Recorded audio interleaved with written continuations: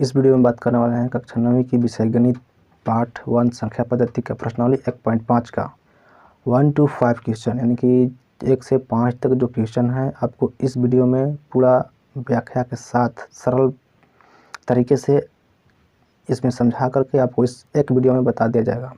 तो इस वीडियो में आप अंत तक बने रहिए और चैनल को सब्सक्राइब कर लीजिए ताकि और भी अगला सवाल आए तो सबसे पहले आप तक जरूर पहुँचे।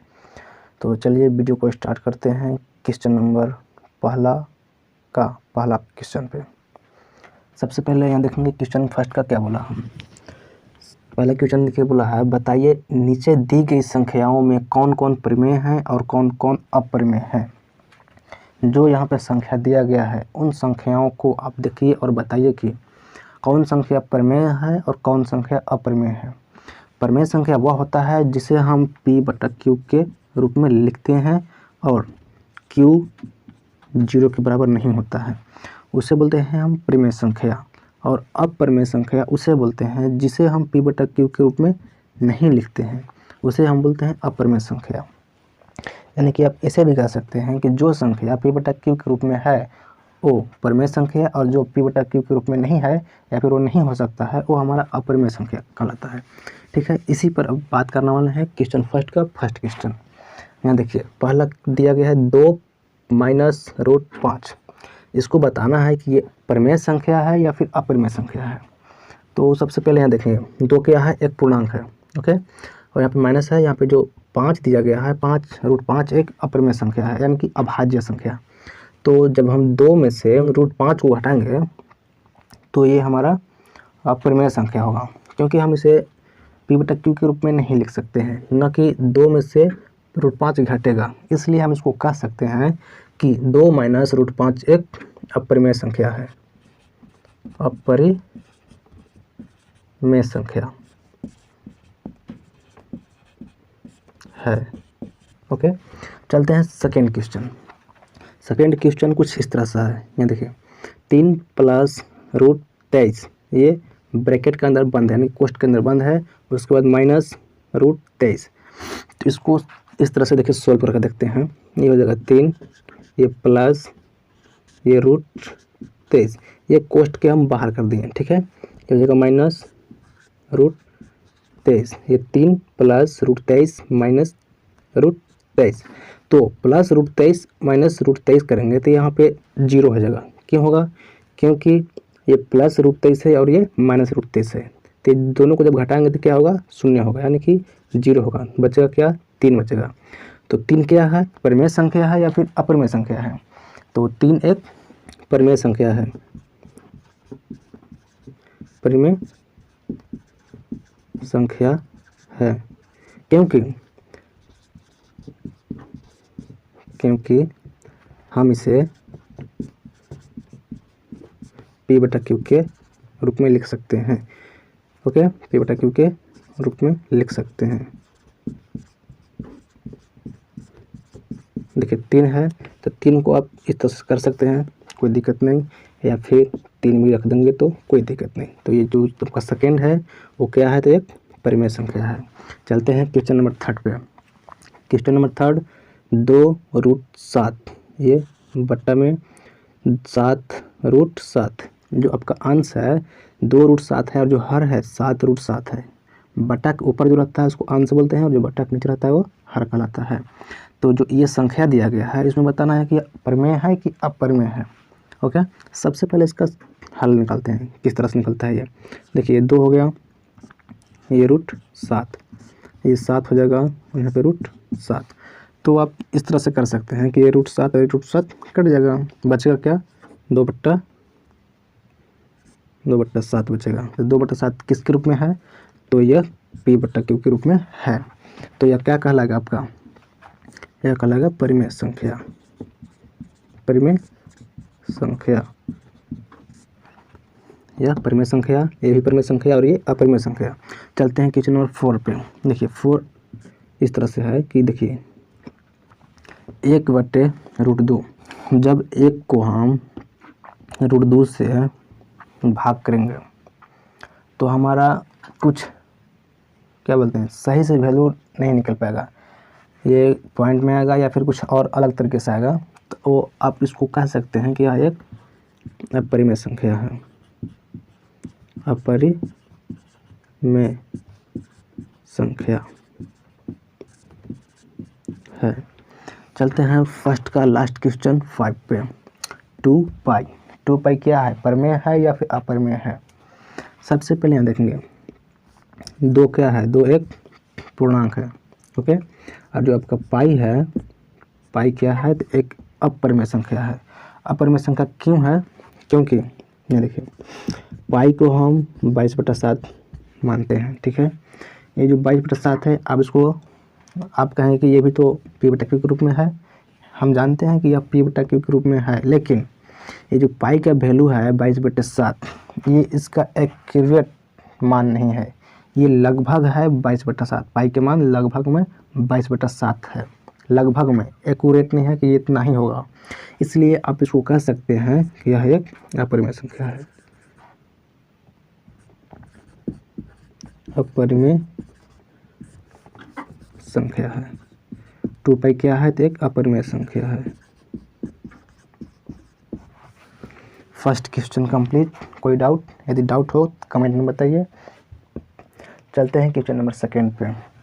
सेकेंड क्वेश्चन देखिए क्या कहा है, निम्नलिखित व्यंजक में से प्रत्येक व्यंजक को सरल कीजिए। यानी कि आपके पास 4 व्यंजक दिया गया है, इन सभी को आपको सरल करना है। सरल मीन्स आसान, ओके, सिंपल।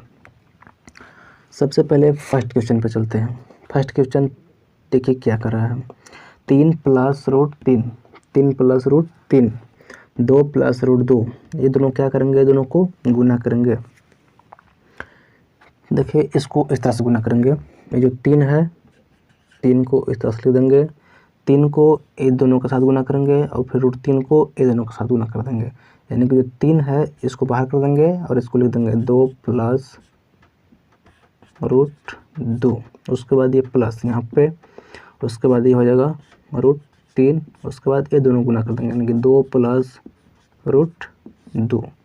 अब यहाँ पे देखिए गुना करेंगे, 3 × 2 कितना हो जाएगा, 3 दूनी के 6 प्लस 3 × √2, 3 √2, यहाँ पे प्लस, यहाँ पे √3 × 2 है, तो आप इसको इस तरह से लिख सकते हैं 2 √3 प्लस √3 × √2, √3 × √2।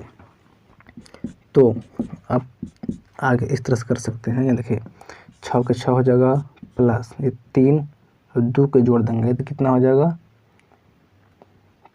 5।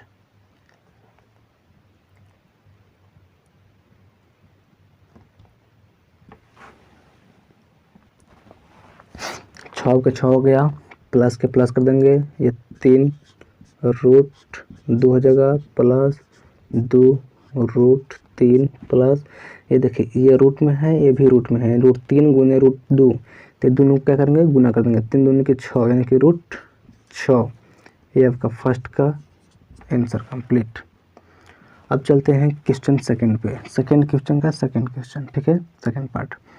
देखिए 3 + √2, ये ब्रैकेट के अंदर कोष्ठ के अंदर बंद है, उसके बाद 3 - √3, ये भी कोष्ठ के अंदर बंद है। तो इस पर एक फार्मूला बैठता है, किस तरह का फार्मूला वो भी देख लीजिए। देखिए a + b और a - b, यानी कि ये लेते हैं, देखिए a + b, a - b बराबर a² - b²। ये बीजगणित का एक सूत्र है, फार्मूला।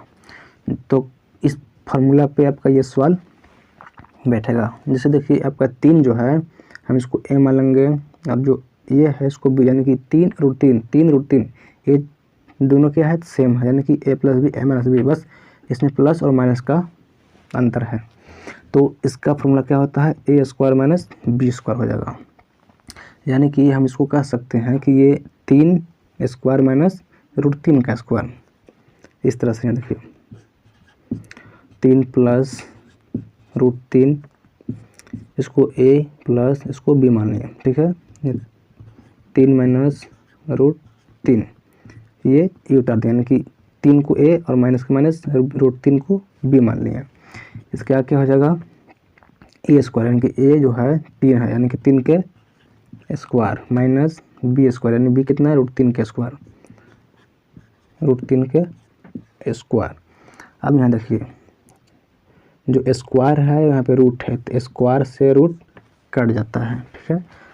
आपके पास क्या बचेगा यहाँ देखिए 3 का स्क्वायर, तो 3 का स्क्वायर कितना होता है, यानी कि 3 का वर्ग 9, वर्ग इस तरह से होता है। मान लीजिए यहाँ पे स्क्वायर है, तो यानी कि 3 को हम 2 बार गुना कर देंगे, 3 गुने 3 9 होगा। इस तरह से 3 का वर्ग 9 माइनस ये क्या बचा 3 बचा, क्योंकि जो स्क्वायर था वो रूट से कट चुका है। कितना बचेगा 3, तो 9 में से 3 घटाएंगे तो कितना बचेगा 6, सेकेंड का ये 6 आंसर। चलते हैं अब थर्ड पे। यहाँ देखिए थर्ड क्वेश्चन, ये थर्ड क्वेश्चन क्या बोला है √5 यानी कि √5 प्लस √2 का होल स्क्वायर, यानी कि इस पे भी एक फार्मूला बैठता है कुछ इस तरह से। यहाँ देखिए a प्लस बी का होल स्क्वायर, यानी कि इसका फार्मूला होगा a square plus 2ab plus B square. इस पर बस इसको बिठा देना है, यहाँ लिख देंगे √5 प्लस √2 का होल स्क्वायर। उसके बाद जो ये यहाँ पे उतारे हैं बस इस पर क्या करेंगे बिठा देंगे। जो √5 हुआ आपका a हुआ, √2 जो हुआ b हुआ, तो एक कितना है √5 है, यानी कि √5 के होल स्क्वायर प्लस 2 गुने में एक कितना है तो √5 है, फिर गुने में b कितना है √2 प्लस में b कितना तो √2 का स्क्वायर हो जाएगा इस तरह से। अब यहाँ देखिए स्क्वायर से रूट खत्म, ये भी स्क्वायर से रूट खत्म, क्या बचेगा यहाँ हो जाएगा 5 के 5 रहेगा प्लस 2 के 2, ये रूट में 5 रूट में 2, तो 5 दूनी के कितना हो जाएगा 10 √10 प्लस में 2। अभी देखिए 5 और ये 2 जोड़ देंगे तो 5 2 7, 7 प्लस 2 √10, ये आपका आंसर कंप्लीट थर्ड का। अब चलते हैं क्वेश्चन 4 पे।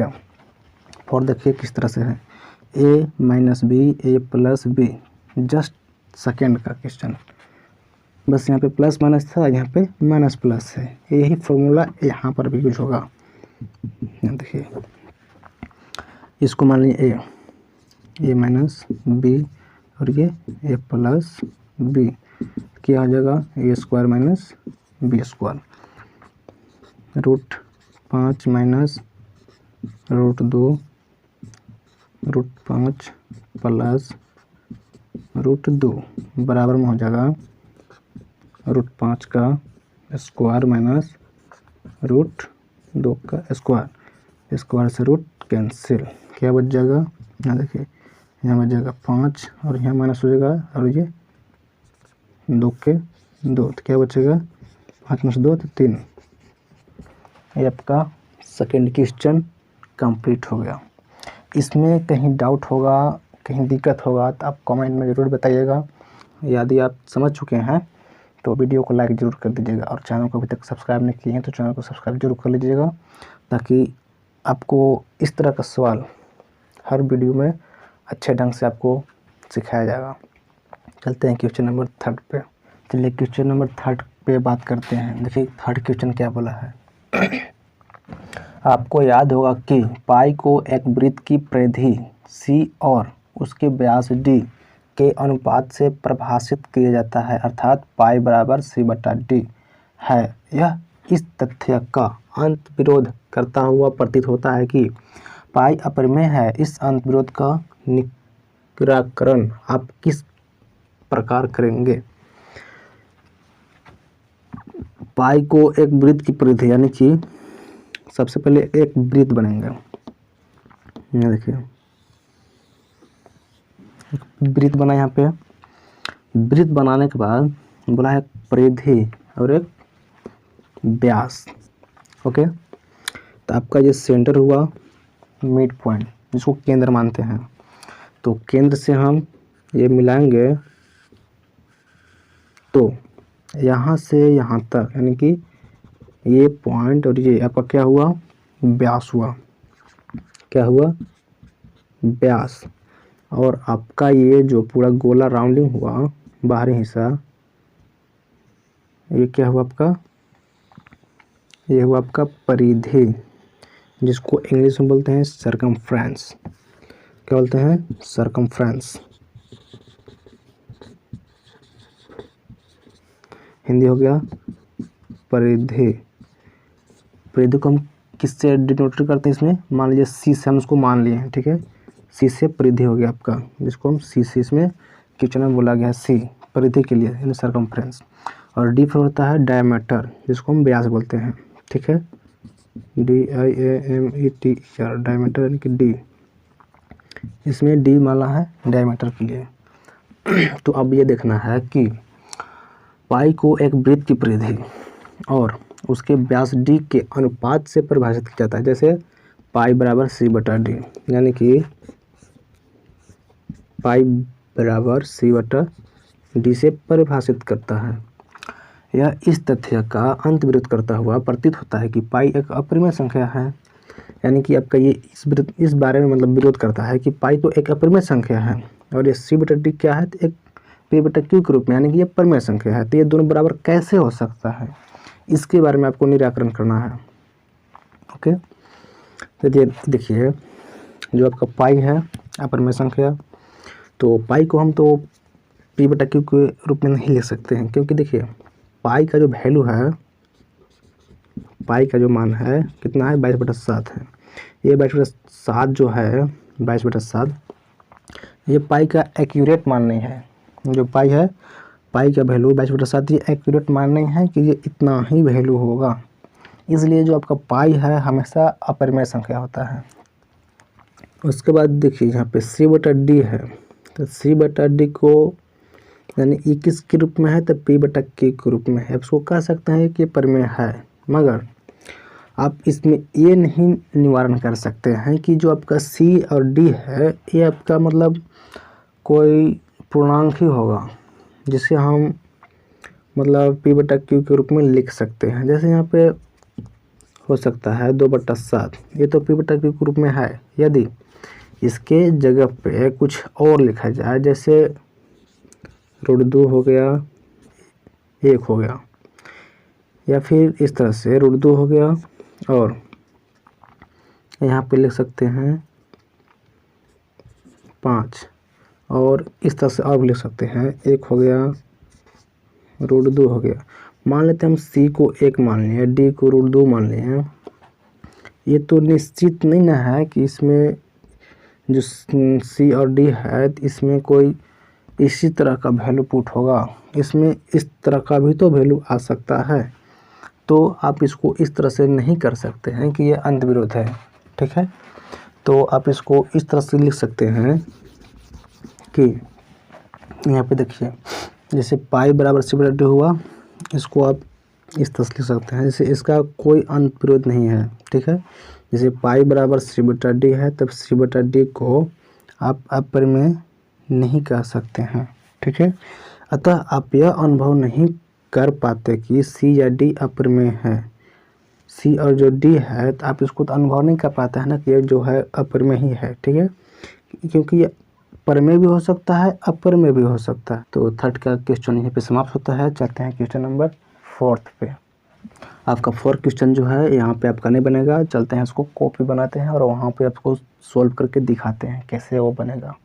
चलिए बात करते हैं क्वेश्चन नंबर 4 पे। संख्या रेखा पर √9.3 को निरूपित कीजिए। यानी कि आप एक संख्या रेखा को बनाइए, उस पे आपको क्या दिखाना है कि √9.3 कहाँ पर स्थित होता है। सबसे पहले आप एक स्केल की सहायता से एक लाइन बनाएंगे 9.3 सेंटीमीटर का। चलिए एक स्केल रख लेते हैं, इसकी सहायता से 9.3 को यहाँ पे रेखा बनाते हैं, ठीक है। यह जगह 9.3 का एक रेखा, इसको हम मान लेते हैं ए और इसको मान लिए बी। अब इसमें क्या करेंगे कि 1 सेंटीमीटर और आगे बढ़ा देंगे, यहाँ से 1 सेंटीमीटर और आगे। जैसे मान लेते हैं यहाँ पे 8, मान लेते हैं 8 है, तो 8 से सेंटीमीटर बढ़ाएंगे तो कितना आगे हो जाएगा 9। तो यहाँ पे बढ़ा लेते हैं 1 सेंटीमीटर, यहाँ तक हो जाएगा 9 सेंटीमीटर। इसका नाम देते हैं हम सी। ये हो जाएगा ए, ये बी और ये सी। अब इसमें क्या करेंगे कि ए और सी से क्या करेंगे, इसका एक चाप लेंगे। चाप लेने के बाद आपका जो ये रेखा है इस पे पॉइंट यानी कि केंद्र आपका कहाँ होगा, उसको निकालने के लिए हम चाप का सहायता से उसको निकाल सकते हैं, यानी कि चाप की मदद से उसको निकालेंगे। सबसे पहले यहाँ देखिए, इसको यहाँ रखेंगे और आधे से कुछ ज़्यादा इसको बढ़ा लेंगे और इसको इस तरह से चाप बनाएंगे, जिसको इंग्लिश में आर्क बोलते हैं, कुछ इस तरह से। ठीक है, उसी तरह से ए पर भी रख के इसको चाप को काट लेंगे। यहाँ से ये कट गया। अब इसको स्केल की सहायता से मिला देंगे। ये जो कटान बिंदु है ये और ये दोनों से क्या करेंगे, इसको एक रेखा इस तरह से खींच देंगे, यानी कि ये ए और सी के बीच में जो हुआ ये मध्य बिंदु यानी केंद्र हुआ आपका। ये आपका मिड पॉइंट निकल गया। अब इसमें क्या करेंगे कि ये ओ पर, मान लीजिए इसको हम ओ मान लिए, तो इसको ओ पर रख के एक अर्धवृत्त बनाएंगे, यानी कि यहाँ से यहाँ इसको रख लेंगे, यहाँ से आपका एक अर्धवृत्त तैयार होता है कुछ इस तरह से। यहाँ सी पे आके मिल गया। इसके बाद क्या करेंगे कि आपका जो पॉइंट बी था, बी पर एक चांद की सहायता से क्या करेंगे, एक 90 डिग्री का कोण बनाएंगे इस तरह से। यहाँ होगा 90। तो बी और ये बिंदु से इसको क्या करेंगे, एक रेखा खींच देंगे। रेखा खींचने के बाद रेखा में इसको आपको ये ध्यान देना है कि आपका अर्धवृत्त है, अर्धवृत्त से बाहर नहीं निकलना चाहिए, अर्धवृत्त के अंदर ही रहेगा। आपको यहाँ इस रेखा पर ये यानी ये पॉइंट और ये पॉइंट को स्केल की सहायता से या फिर इससे भी कर सकते हैं। ये दोनों को रखने के बाद यहाँ अर्धवृत्त के अंदर ही एक रेखा बनाएंगे। रेखा बनाने के बाद क्या करेंगे कि ये जो आपका रेखा है ये ए सी वाला ABC, इसको और थोड़ा सा आगे की ओर बढ़ा देंगे। मान लेते हैं यहाँ तक बढ़ा दिए इसको। ठीक है, बढ़ाने के बाद क्या करेंगे कि आपका जो ये B और इसको मान लेते हैं ABC हुआ, तो इसको मान लिया हम D, यानी कि B और जो D हुआ इसका जो लंबाई है कितना है इसको देख लेंगे। ये यहाँ तक पहुँच रहा है, तो यहाँ से क्या करेंगे, इधर एक वृत्त बनाएंगे वृत्त की तरह। ठीक है, कुछ इस तरह से। ये यहाँ पे आके मिल गया। तो ये जो मिला आपका, इसको क्या नाम देंगे हम, ई देते हैं, यानी कि ई, ABCD और ये ई हो गया। ठीक है, अब जो ये बी पॉइंट और ई पॉइंट हुआ, तो आपका यहाँ से यहाँ तक का बीच में क्या हुआ, आपका √9.3 हुआ। ये आपका एक रेखा हो गया, संख्या रेखा। ठीक है, तो यहाँ से बी और ई क्या हुआ, आपका 9.3 रूट में हुआ, और जो बी और डी हुआ ये भी आपका √9.3 का वैल्यू हुआ आपका यहाँ पे। तो हम इसको लिख सकते हैं कि BD बराबर BE, यानी कि जो BD है BE के बराबर है, और इसका मान कितना है, तो √9.3। ये आपका वैल्यू निकल गया। क्वेश्चन नंबर 5, जो कि क्वेश्चन नंबर 5 के अंदर 4 सवाल दिया गया है, चारों काफ़ी इंपॉर्टेंट है। सबसे पहले देखते हैं 5 क्वेश्चन क्या बोला है करने के लिए। ठीक है, निम्नलिखित के हरों का प्रमेयकरण करना है। ठीक है, हर क्या होता है, सबसे इसको समझिए पहले। हर क्या होता है, ये जो बट्टा का लाइन होता है, बाई का लाइन, बाई से जो ऊपर रहता है इसको बोलते हैं अंश, और जो बाई के नीचे रहता है इसको बोलते हैं हर। हरों का प्रमेयकरण करना है, यानी देखिए इस तरह का आपका होगा सवाल बनेगा। जैसे यहाँ पे देखिए दिया है 1/√7, इस सवाल उतार दिए। इसको क्या करेंगे, अब यहाँ पे गुना करके चिन्ह करते हैं। गुना करने के बाद जो आपका नीचे हर दिया गया है, हर को क्या करेंगे, इसी के साथ गुना कर देते हैं, यानी कि ऊपर और नीचे में √7 रहेगा ऊपर में और √7 नीचे भी हो जाएगा। अब आगे गुना करेंगे, जब 1 में गुना करेंगे √7 को तो क्या होगा, √7 होगा। अब नीचे देखेंगे √7 गुने √7, यानी कि √7 का स्क्वायर हो जाएगा। तो स्क्वायर से रूट कैंसिल हो जाएगा, आपका बच जाएगा √7/7। ये आपका आंसर फर्स्ट का। चलते हैं सेकंड पे। सेकंड यहाँ देखिए इस तरह से है, 1/√7 माइनस √6, इसका परिमेयकरण क्या होगा? ये देखिए 1 में √7 माइनस √6 गुने होगा, ये जो नीचे का संख्या है इसको ऊपर लिखेंगे, और ये जो सिंबल है यानी कि चिन्ह जो है माइनस का, तो यहाँ पे हो जाएगा प्लस का, यानी कि अपोजिट हो जाता है। 7 प्लस √6, यहाँ भी हो जाएगा प्लस में, यानी कि √7 प्लस √6। 1 से गुना करेंगे तो क्या होगा? √7 प्लस √6 हो जाएगा।